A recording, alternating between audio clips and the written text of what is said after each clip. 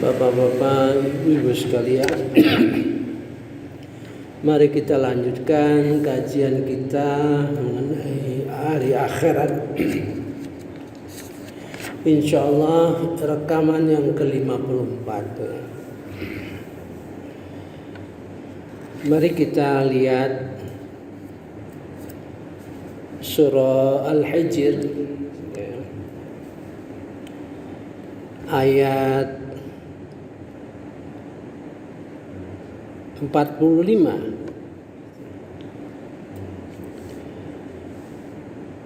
A'udzubillahi minasyaitonirrajim. Bismillahirrahmanirrahim. Sesungguhnya orang yang bertakwa berada dalam surga, taman-taman di dekat mata air yang mengalir. Allah berfirman, masuklah ke dalamnya dengan sejahtera dan aman. Kita sudah memperoleh gambaran bahwa orang yang masuk surga itu bermacam-macam. Kita sudah menemukan 5, sekarang 6. Mudah-mudahan 7 nanti kita. Yaitu orang yang masuk neraka digambarkan berombong-rombongan, tidak penting, artinya tidak penting, tidak perlu diklasifikasi. Ada yang masuk surga itu masuk sendiri, terserah dia maunya. Seperti orang VIP lah, orang yang penting. Kalau kita punya kartu gold katakanlah itu biasanya kalau di Singapore Airlines itu kartu gold itu kapan saja kita mau masuk Begitu juga kapan kita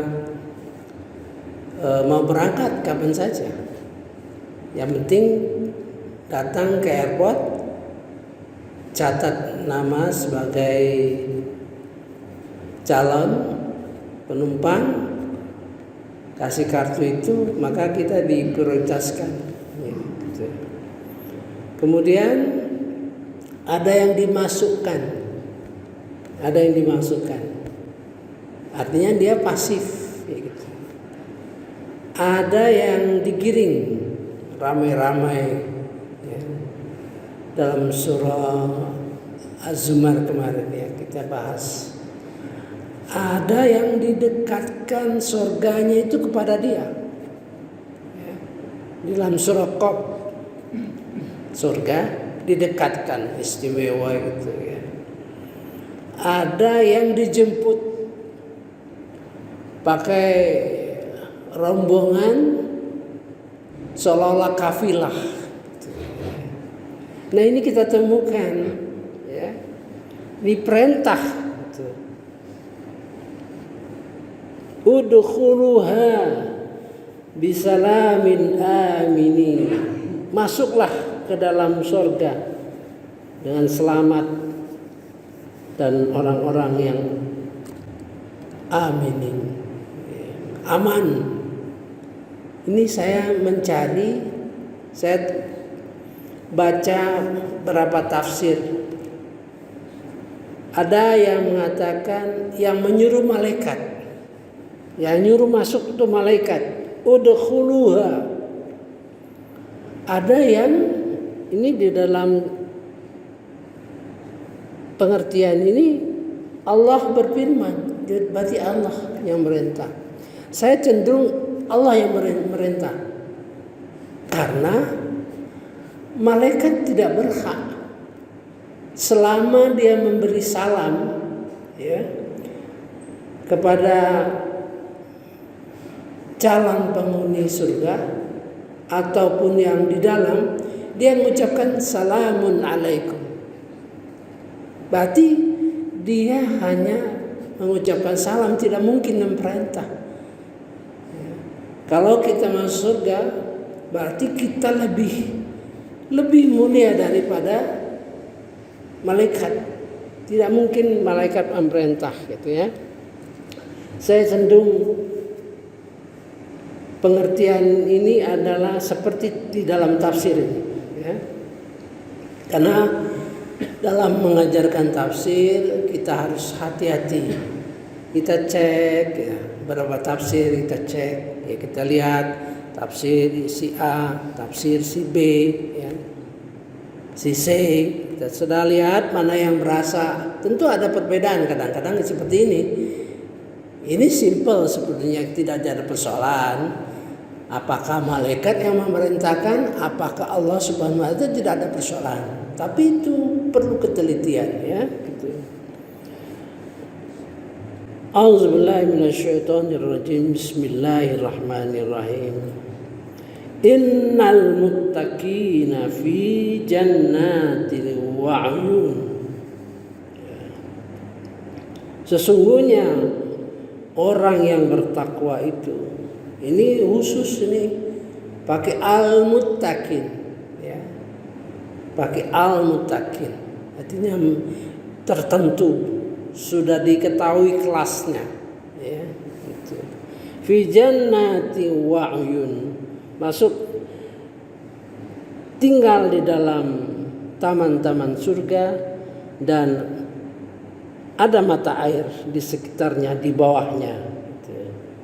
Udkhuluha bisalamin aminin. Masuklah ke dalamnya dengan selamat. Ya. Nah, kita perhatikan ayat-ayat sebelumnya dan sesudahnya. Ya. Mari kita lihat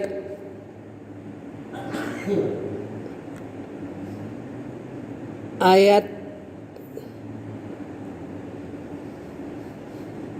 29.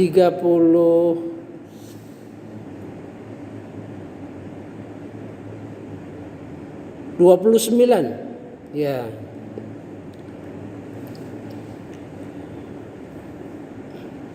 Ini panjang ini ceritanya ini, ya. Panjang ceritanya ini. Penciptaan manusia dan jin, gitu. Panjang ini. Mari kita bahas, ya.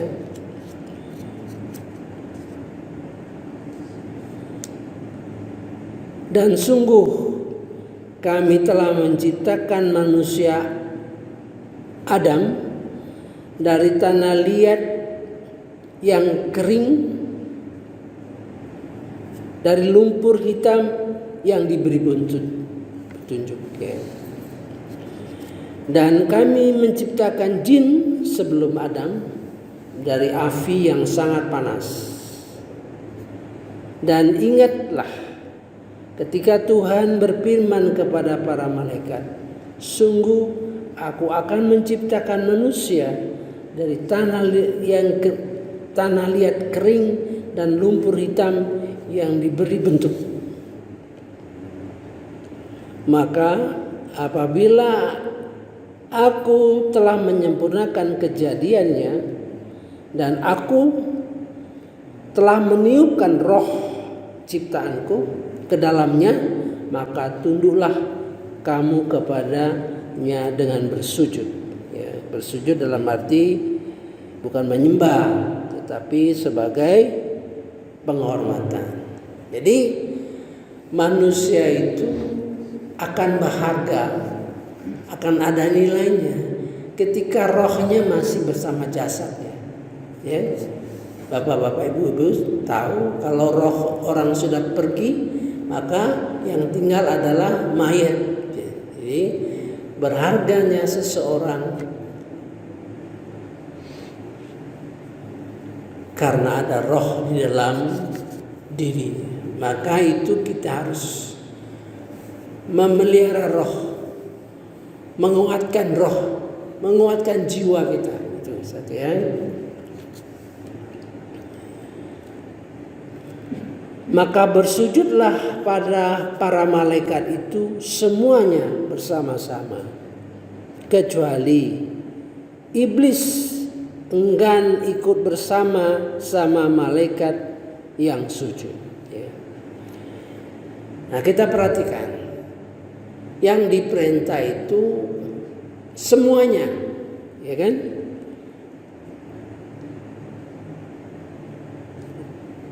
Semuanya diperintah. Ada pendapat bahwa iblis itu sebetulnya sebelumnya masuk kategori malaikat, dianggap oleh malaikat, ya.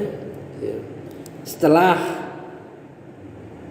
enggan, ya, dia bersujud, Allah berfirman, wahai iblis, apa sebab kamu tidak ikut sujud bersama mereka? Iblis berkata, aku sekali-kali tidak akan sujud kepada manusia yang kau telah ciptakannya dari tanah liat, kering dan lumpur hitam yang diberi bentuk.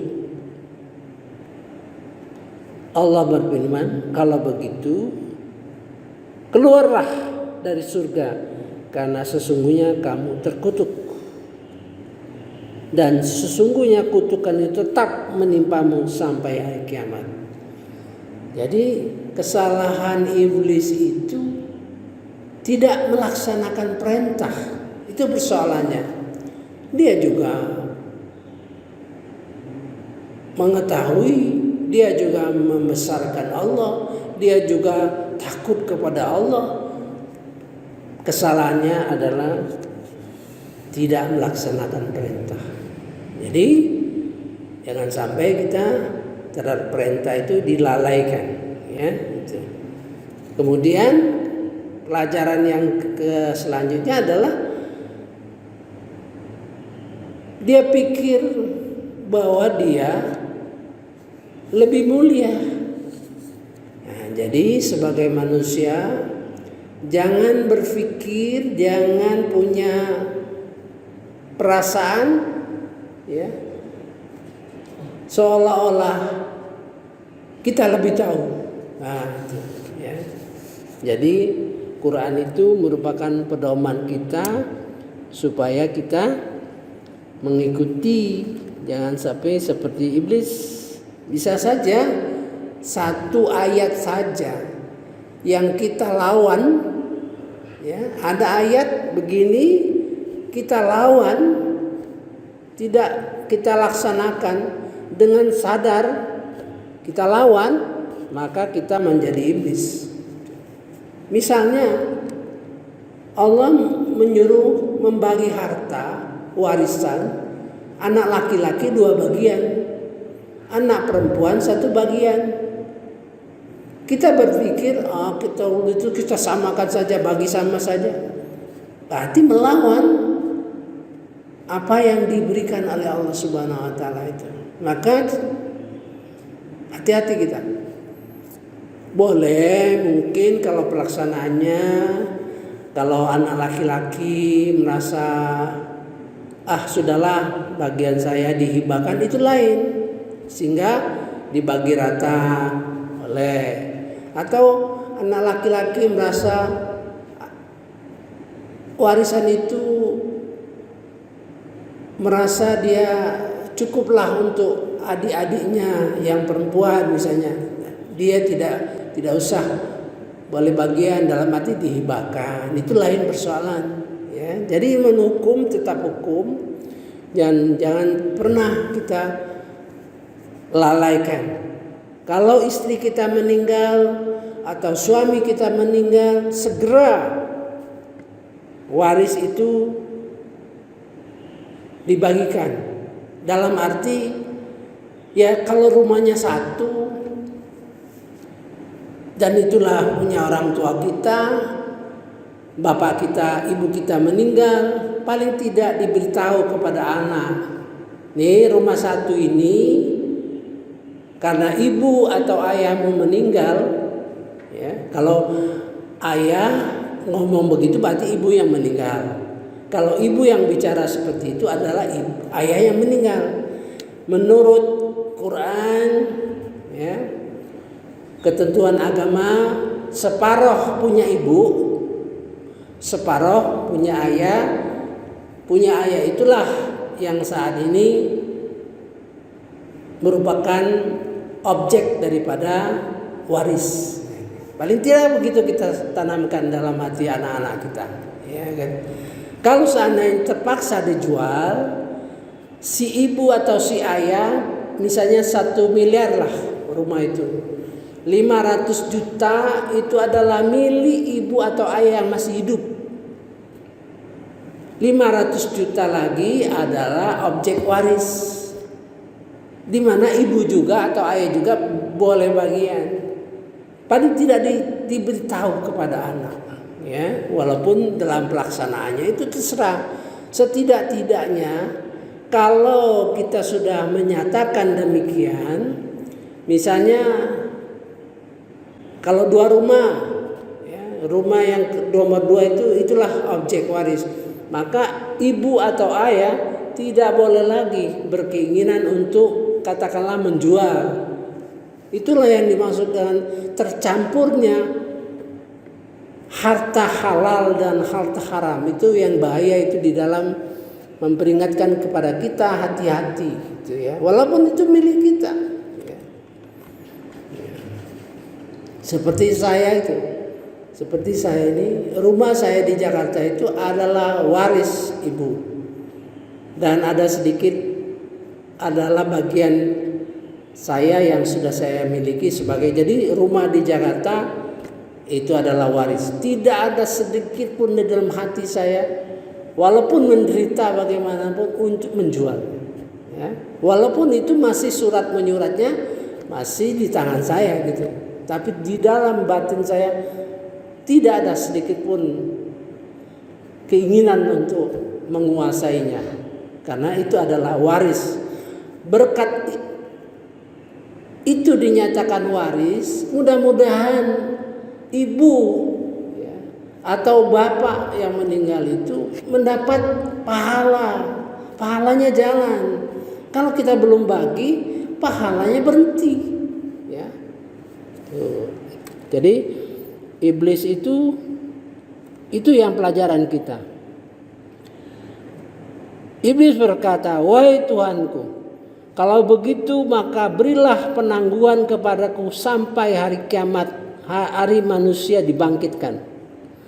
Allah berfirman, "Baik, maka sesungguhnya kamu termasuk yang diberi penangguhan." Jadi dia ditangguhkan sampai hari kebangkitan, ya, sampai hari yang telah ditentukan, kiamat misalnya. Iblis berkata, "Tuanku, oleh karena engkau telah memutuskan bahwa aku sesat, aku pasti akan jadikan kejahatan terasa indah bagi mereka di bumi, dan aku akan menyesatkan mereka semuanya, kecuali hamba-hambamu yang terpilih di antara mereka." Allah berfirman, "Ini adalah jalan yang lurus menuju kepadaku. Sesungguhnya kamu iblis tidak kuasa atas hamba-hambaku kecuali mereka yang mengikuti, yaitu yang sesat. Dan sungguh jahanam itu benar-benar tempat yang telah dijanjikan untuk mereka." Maksudnya pengikut-pengikut setan semuanya. Jahanam itu mempunyai 7 pintu. Setiap pintu telah ditetapkan untuk golongan tertentu dari mereka. Nah, ini ayat ini ada asbabun nuzulnya. Jadi Salman Al-Farisi radhiyallahu anhu berkata, "Aku pernah mengasingkan diri selama 3 hari karena takut. Lalu aku dibawa ke hadapan Rasulullah SAW dan ditanyai beliau atas tindakanku mengasingkan diri. Aku menjawab, 'Wahai Rasulullah, dengan turunnya Al-Hijr ayat 43-44, demi Allah aku merasa putus denyut jantungku.' Lalu Allah menurunkan kedua ayat ini." Nah, kedua ayat ini maksudnya ayat 43-44 itu ketika bicara mengenai neraka jahanam, dan sungguh jahanam itu benar-benar tempat yang dijanjikan untuk mereka yang sesat. Semuanya. Jahanam itu mempunyai 7 pintu. Setiap pintu untuk golongan tertentu dari mereka. Sampai begitu ya para sahabat itu. Salman Al-Farisi sampai dia ngasingkan diri. Sampai ditanya Rasulullah, saya takut putus jantungku mendengar itu ya. Gitu. Maka diturunkan ayat yang kita baca tadi ya. Sesungguhnya orang yang bertakwa berada dalam surga-surga, taman-taman yang ada mata airnya mengalir. Masuklah ke dalamnya dengan sejahtera dan aman. Saya kira kita cukupkan dulu subuh ini, hanya membaca saja. Nanti kita kaji kata perkatanya. Semoga kata perkata itu akan menjadi ilmu kita. Al-Quran itu ilmunya itu ada di kata perkata, gitu ya. Oleh sebab itu kita harus paham bahasa Arabnya, ya, kata perkata. Kalau kita baca seperti ini ada ilmunya, dapat juga kita. Namun ibarat Pak Kures itu pernah menyampaikan, ibarat air itu cuma setengah gelas. Ya, misalnya kalau kita bahasa Indonesia ya setengah gelasnya hilang. Nah, berbahayanya kalau setengah gelas itu yang merupakan penting gitu, ya. Seperti yang saya contohkan tadi subuh yang lalu, bahwa sesungguhnya orang mukmin itu bersaudara, gitu kan? Maka damaikanlah perselisihan antara mereka. Kalau kita tidak paham kata-kata, maka kita akan terjemah, oh ya, kalau saudara kita mau berkelahi, bersengketa, baru kita damaikan.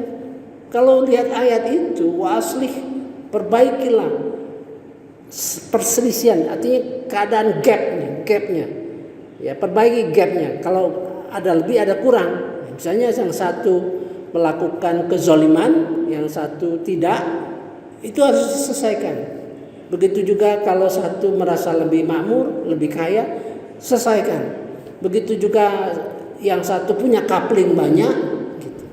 Ya, kapling banyak akhirnya yang menderita yang tidak punya kapling, gitu. Nah, itu sebagai pemimpin harus bisa menyelesaikan. Itulah kita perlu memahami Al-Quran itu seperti itu. Saya kira subhanakallahumma wa bihamdika asyhadu an la ilaha illa anta astaghfiruka wa atubu ilaik. Wallahu alam. Wassalamualaikum warahmatullahi wabarakatuh. Alhamdulillah.